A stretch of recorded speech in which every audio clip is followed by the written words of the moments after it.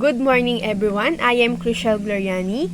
Today I'll be discussing a review of the study titled Workplace Stress and Its Impact on the Employee Productivity in the Philippines, SMEs by Ramos and Cruz, published in year 2022.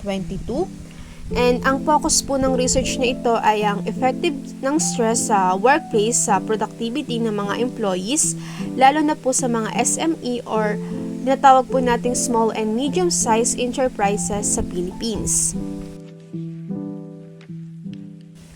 The summary of article. First, let's look at the main points of the article.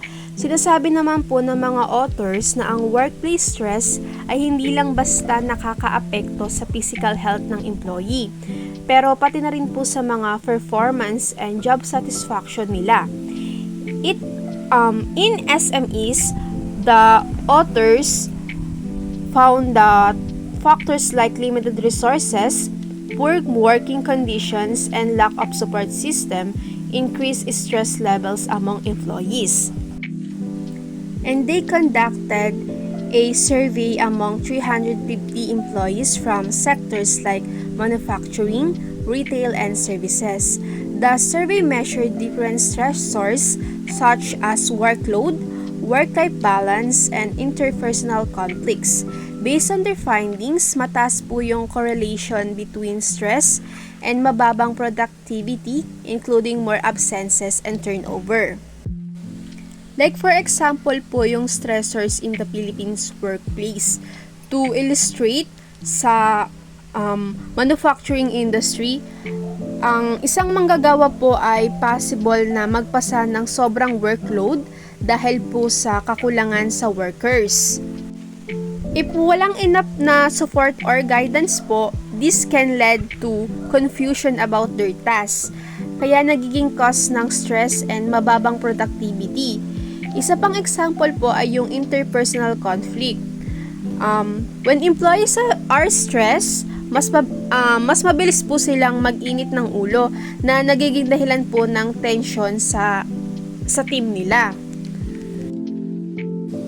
Analysis and critique.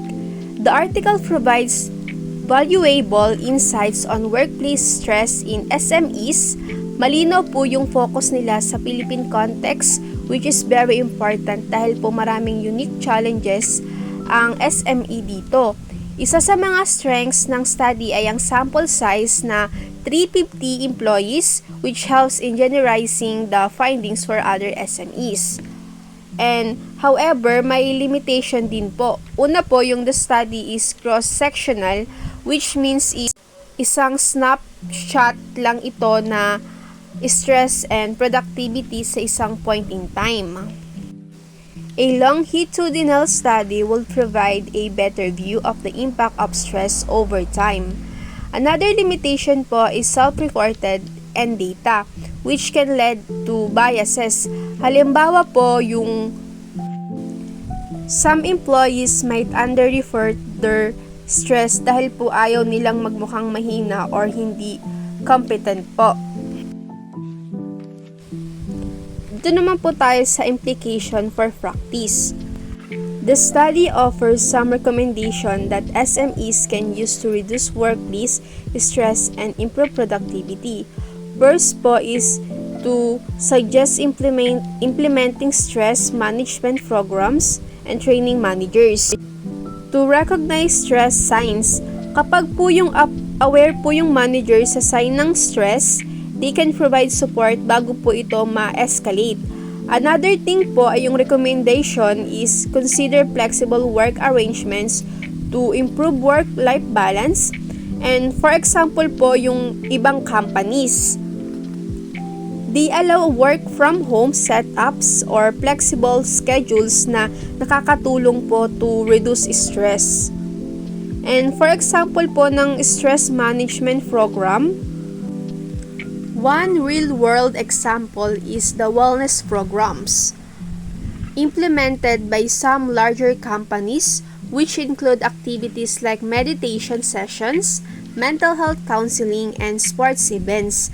Sa mga SMEs, kahit simpleng wellness initiatives like team building, or regular check-ins ng supervisor can have a significant impact. Then conclusion. This study by Ramos and Cruz highlights the importance of addressing workplace stress to boost productivity in the Philippines SMEs. It shows na malaki po yung effective ng stress sa output ng employees and provide practical recommendation for companies to consider. The study does have some limitations, but overall is a valuable resource for understanding workplace stress in our local context. In the future, more research could help us understand how these factors affects other industries or regions in the Philippines.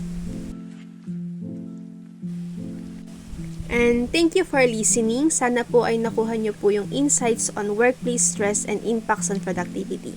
Thank you.